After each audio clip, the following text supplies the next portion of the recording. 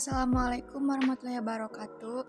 Di sini saya akan menjelaskan materi agama Islam tentang Hajatul Insan ila Rasul, atau bisa disebut dengan kebutuhan manusia kepada Rasul.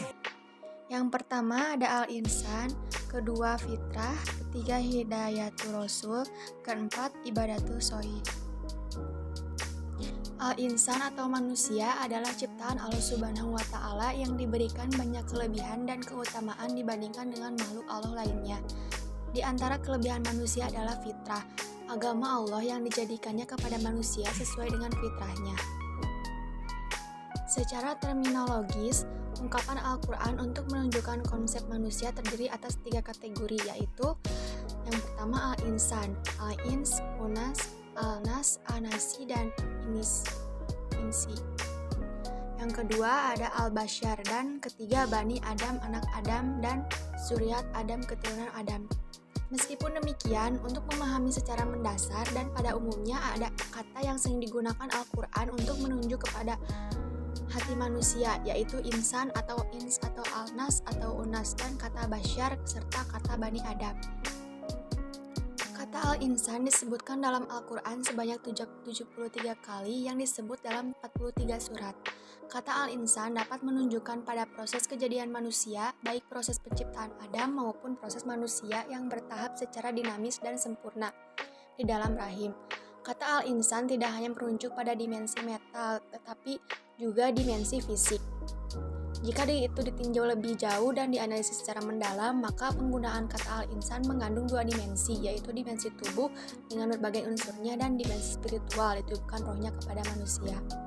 Karena itu, manusia diberikan potensi akal untuk mengembangkan seluruh potensi yang dimilikinya secara optimal, dengan tetap berpedoman kepada ajaran ilahi agar manusia bisa mewujudkan dirinya sebagai makhluk Allah yang mulia. Jika tidak demikian, manusia akan terjerumus pada kehinaan, bahkan lebih hina dari binatang sekalipun. Yang kedua ialah fitrah. Fitrah yang ada pada manusia dapat menilai baik buruk tingkah laku masyarakat ataupun dirinya. Ini disebabkan karena fitrah dimiliki oleh manusia semenjak ia lahir, baik dilahirkan oleh ibu bapak kafir ataupun jahiliyah. Kecenderungan yang baik senantiasa membawa manusia ke arah Islam, seperti pengakuannya kepada Allah sebagai pencipta atau Rabb. Fitrah dapat dijadikan sebagai sanksi bagi segala perbuatannya. Fitrah manusia sudah dibekali oleh Allah Subhanahu wa Ta'ala dengan nilai-nilai yang dapat menilai suatu tingkah laku. Beberapa fitrah manusia adalah keinginan manusia untuk mengabdi kepada Kholik, mengakui keberadaan Allah Subhanahu wa Ta'ala sebagai Kholik, dan keinginan manusia untuk hidup teratur. Yang pertama adalah wujudul Kholik. Kewujudan pencipta merupakan suatu yang tak dapat diingkari. Manusia pada dasarnya mengakui perkara ini. Allah sebagai pencipta di dalam Al-Quran diakui oleh orang kafir sekalipun. Perjanjian manusia ketika di dalam rahim ibunya juga menyatakan bahwa Alastu birabbikum qalu bala syahidna. Yang kedua ada ibadatul kholik. Manusia secara umum mendapat perintah dari Allah Subhanahu wa Ta'ala untuk mengabdi kepadanya. Pengabdian kepada Allah adalah sebagai hasil dari akibat dari pengakuan kita kepada Allah sebagai pencipta. Mengakui pencipta berarti mengakui apa yang disampaikannya, menerima arahannya, menjalankan undang-undangnya, dan sebagainya. Usaha-usaha ini adalah bagian dari bentuk pengabdian kita kepada Allah Subhanahu wa Ta'ala. Yang ketiga, hayatul munadumah. Petunjuk dari Allah adalah untuk membantu manusia ke arah yang baik. Menurut Jaini 2015, pengertian kepemimpinan menurut An-Nur Rohim dapat dibagi ke dalam 2 kategori, yaitu spiritual dan empiris. Dalam pengertian spiritual, kepemimpinan Islam secara mutlak berasal dari Allah. Konsep kepemimpinan dalam Islam berasal dari doktrin tauhid dan dimulai oleh Muhammad sendiri. Yang ketiga, hidayatul Rasul. Jika kita hendak mengikuti perintah Allah, maka kita mesti mengikuti perintah Rasul. Apabila kita ingin mengasihi Allah, maka kita perlu petunjuk Rasul. Kaidah ini adalah kaidah yang rabbani, dibawa oleh Islam. Oleh karena itu, syahadatain pun terdiri dari pengakuan kepada 2, yaitu Allah dan Rasulnya. Mengikuti petunjuk Rasul berarti kita mengikuti jalan agama Allah yang mempunyai langit dan apa-apa yang di bumi. Ma'rifatul Kholik. Petunjuk Rasul digunakan untuk mengenal Allah. Mengenal Allah juga dapat dilakukan dengan cara memperhatikan dan memikirkan alam sebagai penciptaannya, melihat gunung-gunung, hewan, dan sebagainya, merupakan cara untuk mengenal Allah melalui ayat kauniyah. Kemudian Minhajul Hayah, petunjuk Rasul juga digunakan untuk mengamalkan Islam yang benar dan yang dirahai oleh Allah Subhanahu wa Ta'ala. Rasul sebagai ikutan dan teladan yang baik untuk diikuti dalam mengamalkan Islam secara benar. Panduan hidup melalui Islam mesti diamalkan mengikuti teladan kita kepada Rasul. Menurut Usiono 2017, keteladanan dari segala aspek kehidupan Rasulullah dapat dijadikan sebagai referensi utama dalam kehidupan ini. Kemudian yang keempat adalah ibadatul shohi. Ibadah shohi adalah ibadah yang menyembah Allah dengan panduan mengikuti Rasul. Menurut Haderani tahun 2015, setelah Allah memberitahu semua itu melewati para rasul dan nabi-nabi, baru manusia ini tahu keadaan Allah Subhanahu wa Ta'ala dan barulah manusia dapat membedakan antara hamba dengan Tuhan. Kemudian menurut Sutriani tahun 2011, perlawanan keras dari masyarakat baik aktif maupun pasif, mereka melakukan pemboikotan ekonomi, menyiksa fisik para pengikutnya, teror mental, dan rencana pembunuhan terhadap beliau. Mereka juga mengajak bernegosiasi dengan tawaran harta, tahta, dan wanita agar beliau menghentikan dakwahnya. Tidak hanya itu, mereka juga mencari kompromi dengan Nabi dalam beribadat agar sewaktu-waktu Nabi bersedia untuk menyembah berhala-berhala mereka. Di waktu lain mereka ikut pula menyembah Tuhan yang disebut-sebut Nabi.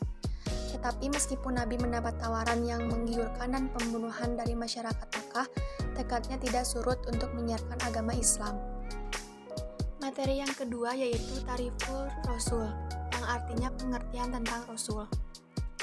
Dari segi bahasa, Rasul berasal dari kata Rasala yang berarti mengutus, sedangkan kata Rasul adalah bentuk infinitif baca masdar dari kata Rasala yang berarti utusan atau seseorang yang diutus.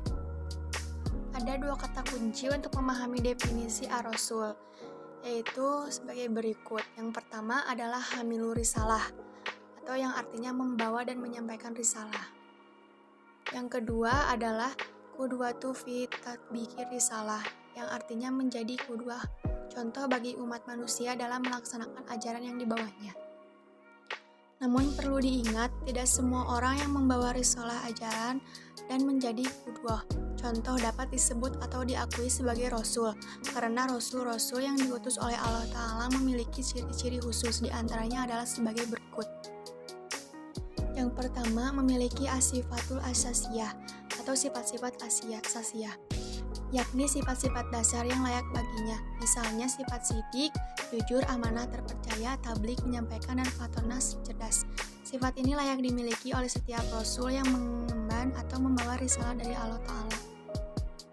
Yang kedua, memiliki al-mujizat, yakni perkara-perkara luar biasa yang dapat dilakukannya dengan izin Allah untuk melemahkan mereka yang menentangnya. Salah satu contohnya adalah mujizat Rasulullah SAW ketika membelah bulan dengan izin Allah Ta'ala.